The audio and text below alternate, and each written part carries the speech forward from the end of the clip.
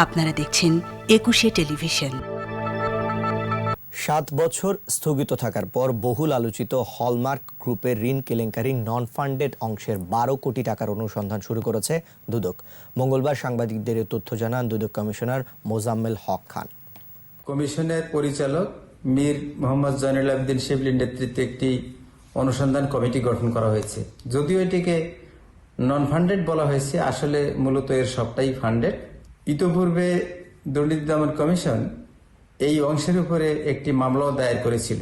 বর্তমানে কমিটি পুনর্গঠনের অর্থ হচ্ছে যে ৪১টি ব্যাংক এবং শাখায় এই আর্থিক লেনদেনগুলো হয়েছে, সেখানে জাল জালিয়াতির কোনো আশ্রয় নেওয়া হয়েছে কিনা, কোনো দুর্নীতি ঘটেছে কিনা, এই বিষয়গুলো পুনরায় পরীক্ষা নিরীক্ষা করা এবং এই অনুসন্ধান কমিটি যেই প্রতিবেদন কমিশনে দাখিল করবে সেই প্রতিবেদন পর্যালোচনা করে কমিশন পরবর্তী ব্যবস্থা গ্রহণ করবে।